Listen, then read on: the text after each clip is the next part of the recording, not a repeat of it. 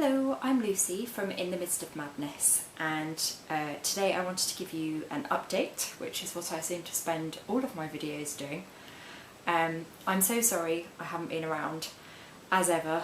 That wasn't my plan, but yeah, life just got kind of crazy, and when I came back doing videos in March and April, I thought that things had calmed down. And for a while they were calmer, and then things weren't calm again. And because there's stuff I can't talk about on here, which all just sounds super cryptic and exciting, it's not exciting, it's just personal. I always find it really difficult to know sort of how to do videos where there are chunks of my life that I can't talk about, because like I'm very open and honest, and I really struggle if there's stuff that I kind of can't or don't want to say, and because the things that were things I was struggling with were things I couldn't talk about, it was just really hard, and I actually got really quite unwell. But while I remember, there was one bit of really good news, which I meant to do a vlog about and then just didn't get around to because I wasn't well enough.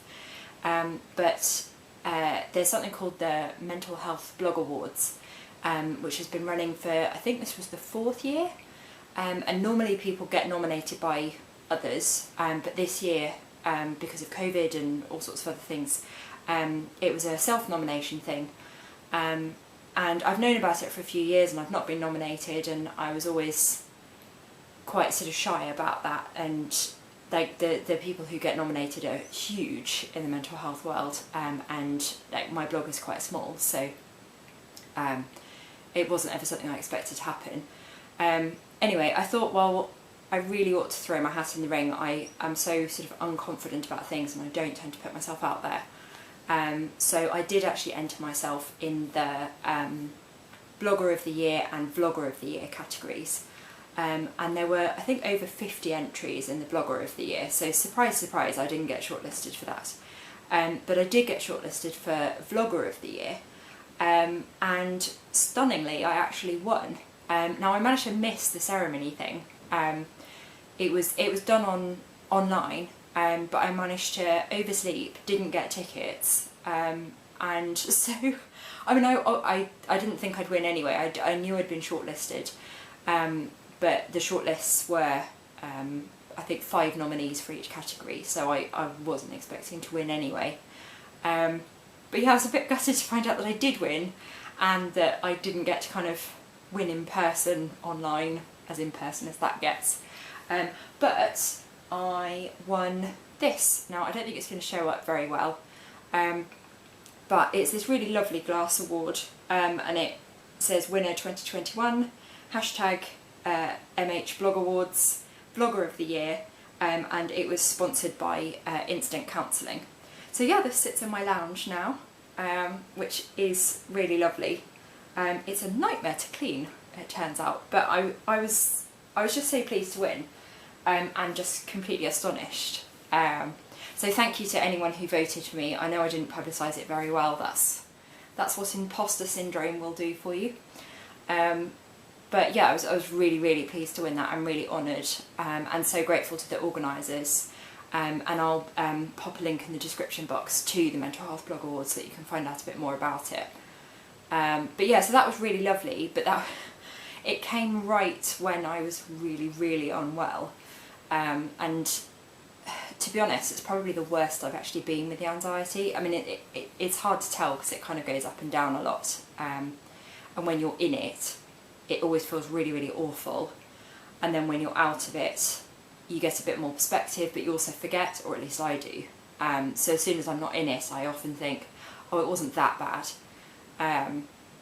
And I kept thinking I should really be vlogging during this so that you can kind of see the difference. But I literally couldn't.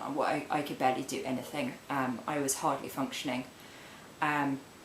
And it was a really scary time because, like, I've been quite honest here, I think, in the past, and I've said about the fact that, like, I used to suffer from quite severe depression, which I still have, but it's much more mild and it's much more kind of under control.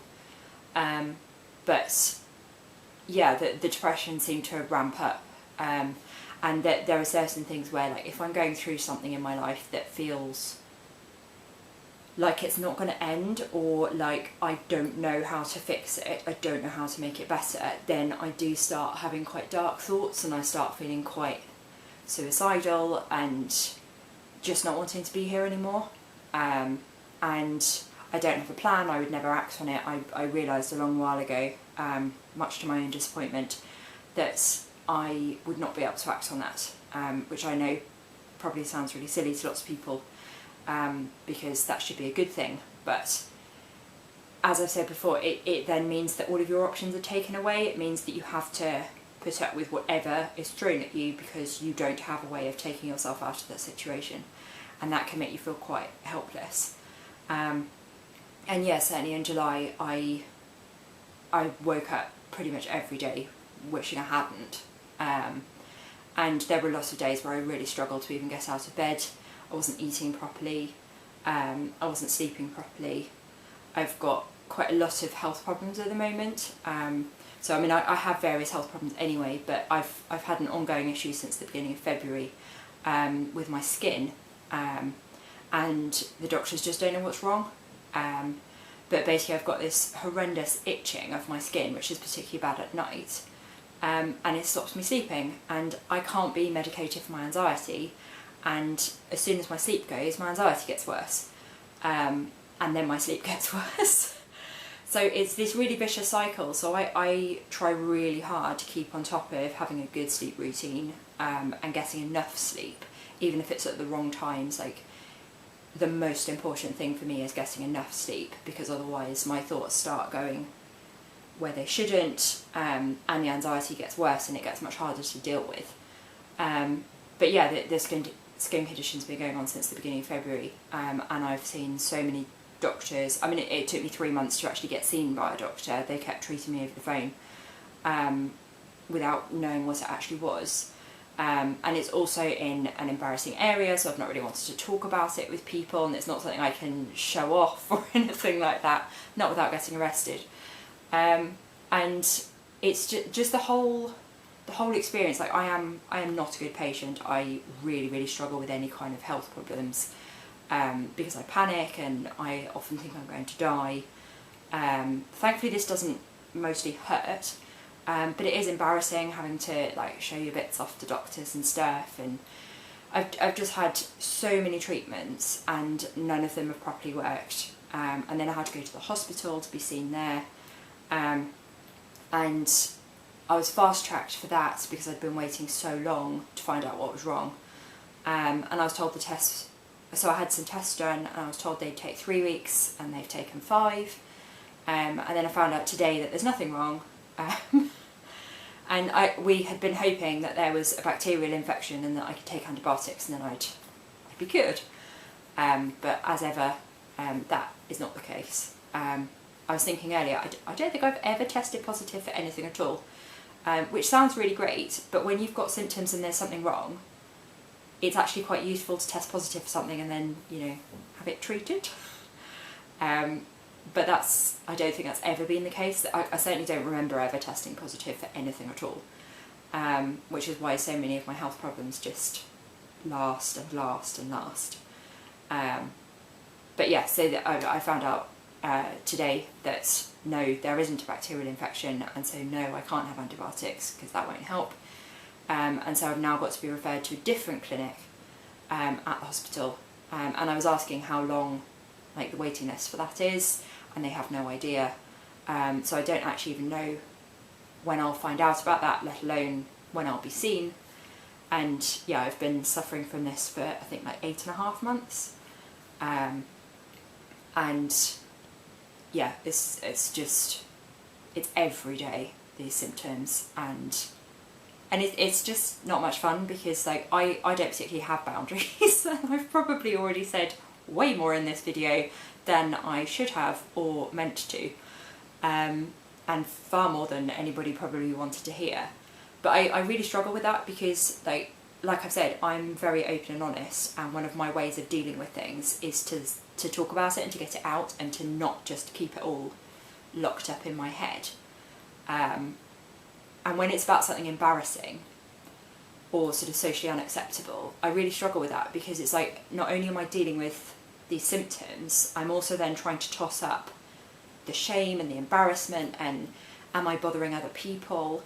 And I mean, thankfully, my two best friends and my partner and my mum have been absolutely brilliant about it, and my goodness, have they heard more than they ever cared to know about my bits. And yeah, I am sorry to them, and exceptionally grateful to them as well, because I would be going absolutely nuts by now if I hadn't been able to talk about it. But it is really hard, because like when you have something sort of acceptable, you can tell whoever you wish, and you can be like, oh, I've got this leg ache or backache or whatever, and people know what that is, and they're not necessarily overly sympathetic, but they're at least not going, you've got what? And I mean, thankfully no one's had that reaction, but I've also been like super careful about who I've talked to. But yeah, it's just hard sort of having symptoms that could be seen as your fault, or you being dirty or behaving in a bad way or whatever, and it being self-inflicted, which I hasten to add, this is not. I mean, they don't even know what it is, but it sure as hell isn't my fault. They've made that super clear. But yeah, it's just, it hasn't really felt like it's something that I could talk about. And now here I am on YouTube. I should probably rethink my priorities. But there you go. Hopefully you're appreciating the openness and honesty that I have always promised. But yeah, it's just been hard, because it's not something I can particularly talk about. I can't just sort of stick a status up on Facebook about it and get sort of sympathy or support or anything. And so it's quite a lonely experience. And you don't really want people imagining things about you, and like, I'm sick to death of seeing my bits. And having to put God knows what creams on and stuff, and I'm just sick of the whole thing, and like, it is so disrupting my sleep pattern, and I'm really struggling with that. And like, I meant to do a video ages ago about sort of socially unacceptable illness, and because I was talking to one of my best friends about it, and I said like, this would be so much easier to deal with if it was like my leg.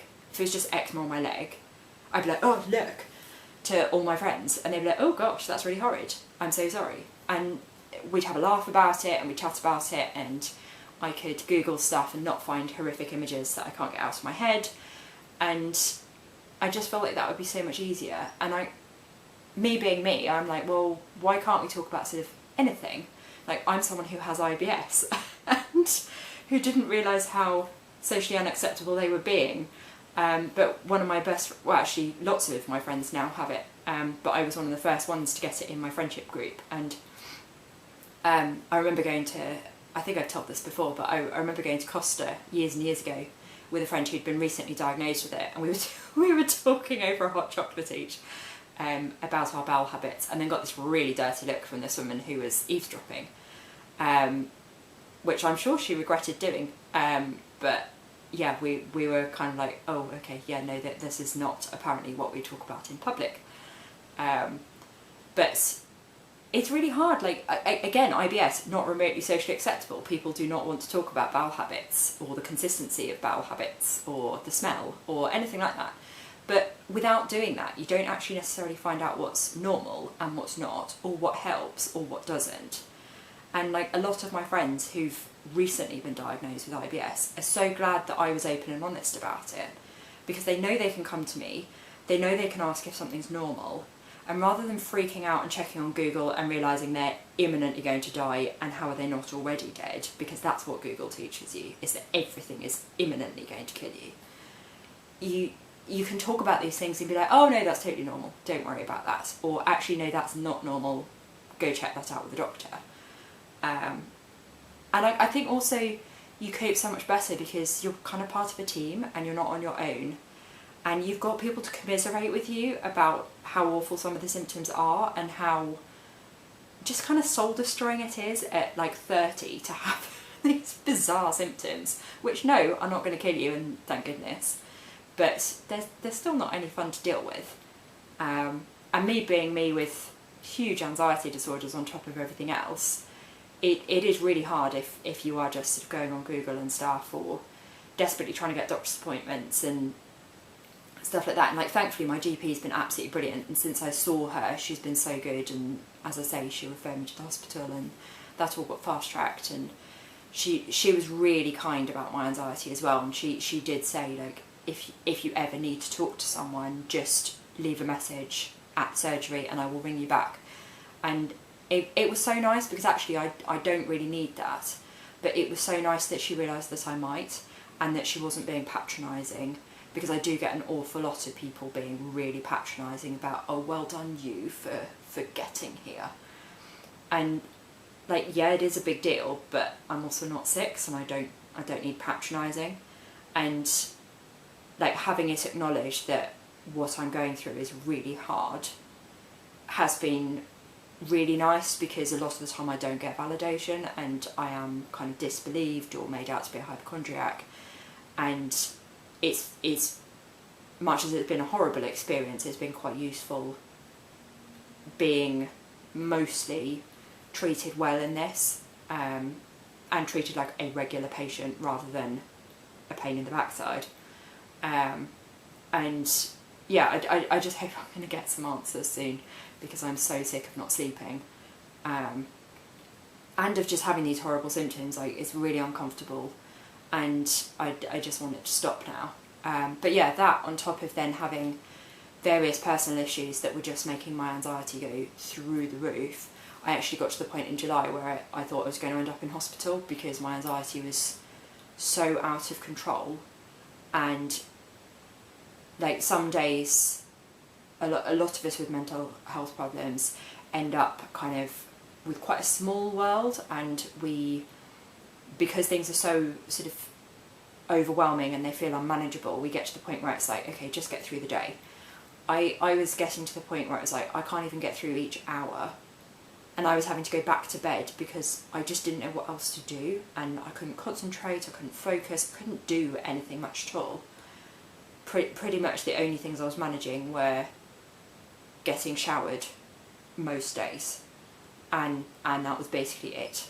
I couldn't really do anything else. Like, Joe was having to leave sort of whole meals out for me to make sure I actually ate, because if I had to do more than one thing, I just couldn't face it. I couldn't work out how to do it, and so I then wouldn't eat, or I'd eat snacks, which then make me feel quite unwell because of the IBS.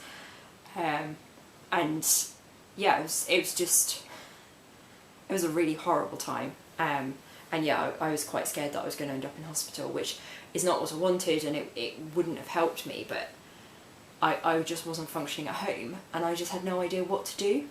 And I didn't really even tell anybody until right at the end of that period. And I mean, thankfully, once I got to the end of that period and had told people, I don't know if it was the telling people or that I was just starting to shift out of it, that was why I told them. But I did start sort of seeing a bit of a light at the end of the tunnel. But I was basically on the verge of a panic attack all day, every day. And I was just so tired, and then barely sleeping because of my skin, as well as the anxiety, and having nightmares, having panic attacks in my sleep. And it was getting to the point where I was getting scared of going to sleep, which is a horrible position to be in. It's not good at all. And yeah, it was really, really not good. But yeah, thankfully that calmed down a bit, and then we got some terrible news at the beginning of September, which again I can't go into. It's personal, but yeah, it really knocked me for 6, and we had a bereavement, and actually I didn't know this person, but it was terribly sad circumstances, and it's deeply affected my family. And it was just an awful lot to go through when I was only just shifting out of this awful, awful period of anxiety. And I've already had 2 deaths in the last year, with my mother-in-law and then my granddad. And yeah, it was just a lot, especially on top of like COVID still very much being around, but restrictions changing and not knowing what to do about that, and my health anxiety is going through the roof, and yeah, it's just been a lot really, as ever. But thankfully my concentration has finally been coming back, and it was one of my best friend's birthdays 2 weeks ago, and I have been making her a present, and it's been such a good focus, and it's really helped kind of force me into concentrating a bit and being a bit more motivated and doing stuff every day, because I needed to get it finished, which I have, and I'm really looking forward to giving that to her when I next see her. And yeah, I've actually been able to do some colouring, because I got books in March, and a few since then that I meant to have reviewed, and I just couldn't. Like, I just look at them and I feel like I'm going to have a panic attack, because I know I need to do it, and I just can't think straight. I can't kind of think in a straight line, and my speech has always been the least effective thing, so I realise I probably come across as quite coherent, albeit I'm speaking quite fast, and I feel quite sort of on edge and keyed up, but yeah, like my speech isn't sort of normal for me, and that's sort of the last thing that goes and the first thing that gets better with me. So yeah, I hope that kind of gives at least like a bit of insight into sort of the fact that like I'm nowhere near even where I was sort of a year ago, 2 years ago. So not like well me, but me generally with anxiety disorders. Like I have really not been well, and yeah, I just end up with all these sort of expectations of myself, which I know are ridiculous, and I know they're useless. They don't make me do anything anymore. But it just, yeah, there's just been a lot in my head of, oh, I should be doing this, and I should be doing that, and I wrote a blog post about should once, and I mean it's ridiculous. It doesn't actually make you do anything. You just use it to make yourself feel guilty, really, the word should. But a lot of it, more than that, has been that I wanted to. Like, I wanted to tell you all about the Mental Health Blog Awards, and I wanted to talk about how unwell I was, and all sorts of things in between. And I wanted to be able to review and do my comparison posts, and just lots of things, because I get a huge amount from this. And I'd really like to not keep starting every video with an apology for not having done one for at least 6 months. But there we are. That's where I'm at the minute. So yeah, it's just been a lot, as ever. But as I say, I am climbing out of that at the moment.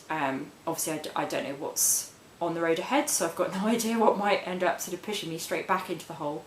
But I am doing my best to kind of fill in the hole so that it's not quite so deep next time.